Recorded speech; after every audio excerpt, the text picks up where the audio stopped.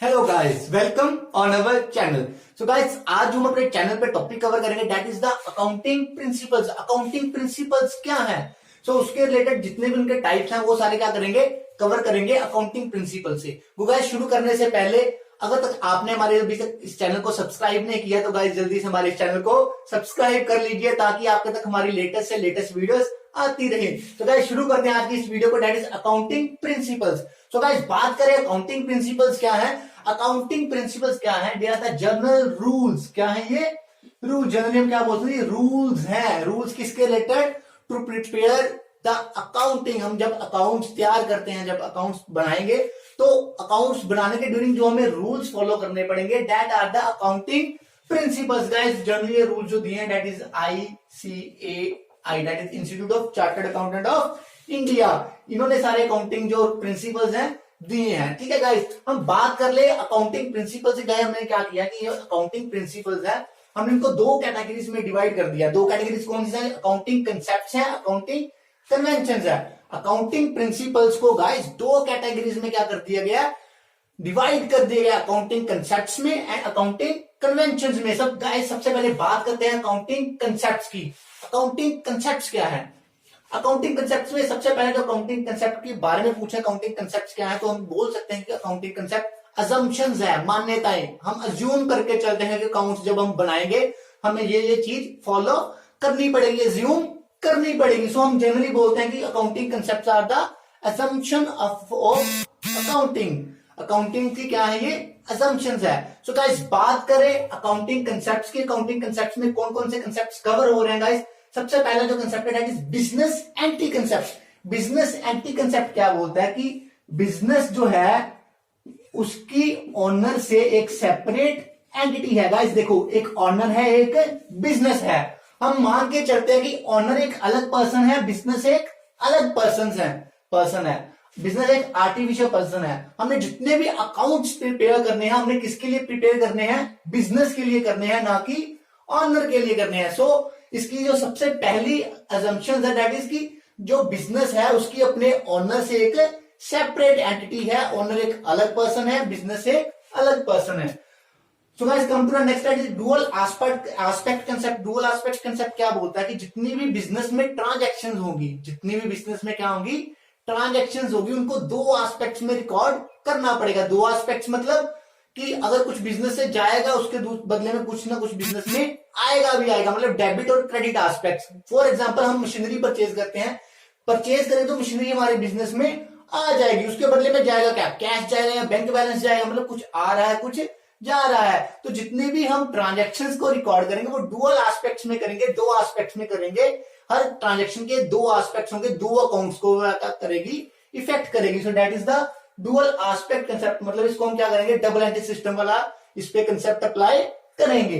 So guys, उसके बाद था going concern concept. Going concern concept क्या बोलता है कि हम बिजनेस में एक चीज अज्यूम करके चलते हैं कि जो बिजनेस हमारा चलेगा वो एक लॉन्ग टर्म के लिए चलेगा, मतलब उसका कोई जो टाइम है वो डेफिनेट नहीं है, वो इनडेफिनेट है। मतलब हम बोल नहीं सकते कि बिजनेस कितने टाइम के लिए चलेगा। हम मान के चलते हैं कि जो बिजनेस है that is a going concern, मतलब वो चलता ही रहेगा। गोइंग कंसर्न कंसेप्ट में हम बोलेंगे कि बिजनेस हमारा चलता ही रहेगा, that is going concern concept.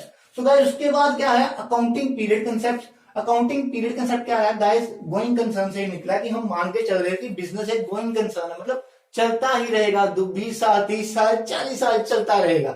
So guys, अगर मान लो कोई ऑनर बिजनेस का 30 साल 40 साल जब तक बिजनेस बंद नहीं होता है, 100 साल भी चल सकता है, 200 साल भी चल सकता है, तो बैठा रहेगी, मैं चेक करूं कि बिजनेस लास्ट में प्रॉफिट्स में हो या लॉस में हो, तो उसके लिए बहुत डिफिकल्ट हो जाएगा कैलकुलेट करनी ऐसी चीजें। उसको टाइम भी पता नहीं लगेगा कि उसको कब प्रॉफिट है या लॉस है। हमने क्या किया कि जो गोइंग कंसर्न बहुत लंबा टाइम था बिजनेस का, उसको हमने स्मॉल पार्ट्स में क्या कर दिया? डिवाइड कर दिया। और जो पार्ट्स थे small, that is known as accounting periods. हमने क्या किया? जो अकाउंट्स थे बिजनेस के उसको हमने एक एक ईयर के पार्ट्स में क्या कर दिया? डिवाइड कर दिया। जो अकाउंटिंग पीरियड है that start from the 1st of April और खत्म होगा 31st मार्च को। हमने साल साल में पूरे जो बिजनेस का टाइम था, ड्यूरेशन थी, उसको साल साल में डिवाइड कर दिया 1st of April से 31st मार्च को, that is accounting period concept. हमने क्या करना है कि साल साल के अकाउंट्स ही तैयार करने हैं। एक साल का अकाउंट्स कंप्लीट हो गए 31st मार्च को, उसके अगले साल फिर दोबारा 1st अप्रैल को न्यू बुक्स ऑफ अकाउंट्स में सारे एसेट्स लायबिलिटी रिकॉर्ड करके वहां पे अपने अकाउंट्स तैयार करेंगे। So that is accounting period concept की जो अकाउंट बिजनेस का लॉन्ग टर्म टाइम था उसको स्मॉल पार्ट्स में डिवाइड कर दिया। Now guys come to the cost concept. Guys cost concept क्या बोलेगा कि जितने भी बिजनेस में एसेट्स परचेज किए गए हैं, जितने भी बिजनेस में एसेट्स परचेज किए गए हैं, हमें उसको कॉस्ट प्राइस पे ही रिकॉर्ड करना पड़ेगा। फॉर एग्जांपल हमने क्या किया था, एक लैंड में परचेज की थी बिजनेस के लिए आज से 10 साल पहले 2 लाख की, तो 10 साल बाद आज उसकी वैल्यू 20 लाख या 25 लाख भी हो सकती है। बट हम अपनी बुक्स में किस वैल्यू पे रिकॉर्ड करेंगे, जिस प्राइस पे हमने वो लैंड क्या की थी, एक्वायर की थी, जो उसका कॉस्ट प्राइस था। कॉस्ट प्राइस कितना है 2 लाख, तो हम अपने बिजनेस उसमें 2 लाख पे ही रिकॉर्ड करेंगे। That is the cost concept. Now guys come to the accrual concept. Accrual concept guys क्या बोलेगा, एक्रूअल कंसेप्ट के अकॉर्डिंग गाइस हम क्या बोलते हैं कि हम एक चीज मान के चलते हैं बिजनेस में कि जब कोई खर्चा देने वाला हो चुका है, चाहे हमने दिया है अभी या नहीं दिया, हम उसे अपना खर्चा मान लेंगे। या कोई इनकम जब रिसीव होने वाली हो गई, चाहे अभी तक रिसीव हो चुकी है या नहीं हुई, उनसे हम क्या करेंगे, अपनी इनकम मान लेंगे। For example electricity bill guys, electricity bill मान लो 1 अक्टूबर को मेरा कोई इलेक्ट्रिसिटी बिल आ गया, ठीक है, तो उसकी जो लास्ट डेट थी सबमिट करवाने की वो 10 अक्टूबर थी, तो मैं 1 अक्टूबर को जब देने वाला हो गया उसी दिन उसको अपना खर्चा मान लूंगा, ना कि 10 तारीख तक जब तक पे नहीं किया उस दिन तक का वेट करूंगा। सिमिलर कोई इनकम है, जैसे मैंने सेल करी, मैंने क्या करी गाइस, सेल करी 1 अक्टूबर को, मेरे को पैसे मिले 21 अक्टूबर को, जिस दिन मैंने सेल कर दी थी उसी दिन उसको मैंने क्या किया, अपनी इनकम माना। मैंने वेट नहीं किया कि पैसे मेरे कब मिले हैं या कब नहीं किए। मतलब expenditures are treated as expenses whether it become due, when it become due, whether it is paid or not, and similarly income is treated as income when it become due, whether it is received or not। मतलब खर्चे जब देने वाले होंगे तभी उसे खर्चा मान लेना, चाहे दिए या नहीं दिए। इनकम को तभी इनकम मान लेना जब लेने वाली हो गई, चाहे मिल चुकी है या अभी तक नहीं मिली। That is accrual concept. So guys next is money measurement concept. Money measurement concept क्या बोलता है गाइस कि हम बिजनेस में वही ट्रांजैक्शंस को रिकॉर्ड करेंगे जिसकी वैल्यू को हम मनी में कन्वर्ट कर सकते हैं। Like purchase of machinery, purchase furniture, electricity bill paid, सारे मनी की टर्म में है, तो हम उसको रिकॉर्ड बिजनेस की ट्रांजेक्शन में करेंगे। मान लो हमारे पास कोई एफिशिएंट वर्कर है, उसकी एफिशिएंसी की वैल्यू हम कैलकुलेट नहीं कर सकते मनी में, सो वैसी ट्रांजैक्शंस बिजनेस में रिकॉर्ड नहीं होंगी, ठीक है। इमोशंस या ऐसी नॉलेज वाली जो होगी वो बिजनेस में इंक्लूड्स नहीं होगी। बिजनेस में क्या चीज इंक्लूड होगी, वही ट्रांजैक्शन रिकॉर्ड होंगी जो क्या है गाइस, जिसको हम मनी में कन्वर्ट कर सकते हैं, जिसकी कोई मटेरियल वैल्यू, मनी की मॉनिटरी वैल्यू है। सो गाइस ये सारे थे कंसेप्ट्स। अब हम देखेंगे conventions of accounting. So guys बात करते हैं अकाउंटिंग कन्वेंशंस की। गाइस कंसेप्ट्स के था क्या थे, एग्जम्पशंस थी अकाउंट्स की, क्या थी, असम्पशंस थी, हमें हर चीज एज्यूम करके चलनी पड़ती थी। सो गाइस क्या है कि जो कन्वेंशन है दैट आर द एक्सपीरियंसेस, जो एक्सपीरियंसेस है, मतलब जो पुराने एक्सपीरियंस है जिसको रिपीट कर करके कुछ चीज सीखी गई है बिजनेस में, जो हमें क्या करनी, बिजनेस अप्लाई करनी पड़ती है while making our accounts. That are the conventions, जो मतलब रेगुलर एक्सपीरियंस, जो चीजें हमने सीखी हैं वो क्या है, कन्वेंशंस है। गाइस हमारे पास जनरली 4 कन्वेंशन है, convention of materiality, full disclosure, consistency and conservatism. तो गाइस बात करते हैं सबसे पहले कन्वेंशन ऑफ मटेरियलिटी की। मटेरियलिटी में की वैल्यू में क्या, कन्वेंशन में क्या बोल सकते हैं हम गाइस की हम बिजनेस में उसी चीज की मटेरियलिटी, मतलब उसी चीज की ट्रांजेक्शन रिकॉर्ड सेपरेटली हम क्या करते हैं कि हर चीज के लिए सेपरेट अकाउंट बना देते हैं। लाइक कोई अकाउंट बना दिया मशीनरी का अलग से, सेल्स का अलग से, परचेज का अलग से, क्योंकि उनकी वैल्यू ज्यादा हो जाती है।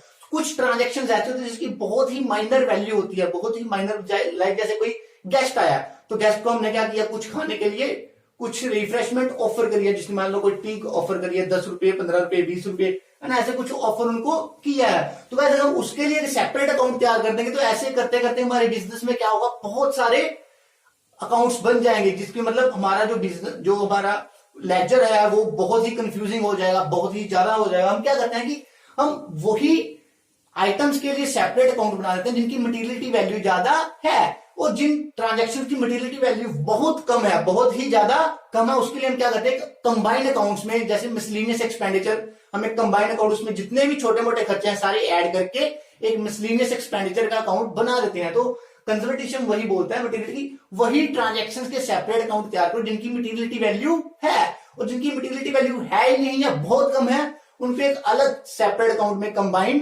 करते रहिए, ठीक है। तो ये था convention of materiality. So now guys come to the convention of full disclosure. Full disclosure simply कि जितनी भी इंफॉर्मेशन है बिजनेस की हमें अपने अकाउंट्स में, हमें अपने स्टेटमेंट्स में, फाइनल अकाउंट्स में, फाइनेंशियल स्टेटमेंट्स में फुल डिस्क्लोज करनी पड़ती है। हम कुछ भी हाइड नहीं करेंगे, फुल डिस्क्लोजर देंगे ईच ट्रांजेक्शन की, हर चीज की, ठीक है। उसके बाद guys convention of consistency. Consistency का मतलब कि हमें जो भी मेथड यूज कर रहे हैं व्हाइल मेकिंग अवर अकाउंट्स, हमने हर साल सेम मेथड ही यूज करने हैं। हम ये नहीं करेंगे कि एक साल कोई और मेथड से अकाउंट्स प्रिपेयर कर लिए, सेकंड ईयर कोई और। फॉर एग्जांपल गाइस हम क्या करते हैं, डेप्रिसिएशन कैलकुलेट करने के हमारे पास अलग अलग मेथड्स हैं, स्ट्रेट लाइन मेथड है, रिटर्न डाउन मेथड है, एन्युटी मेथड्स है ना। हम क्या करेंगे, मान लो अगर मैं अपने बिजनेस में जो डेप्रिसिएशन लगाता हूं एसेट्स पे, तो मैं किस वैल्यू पे लगा रहा हूं, मैं क्या कर रहा हूं, मैं स्ट्रेट लाइन मेथड के अकॉर्डिंग लगा रहा हूं। तो मैं हर साल उसको स्ट्रेट लाइन मेथड के अकॉर्डिंग ही फॉलो करता रहूंगा।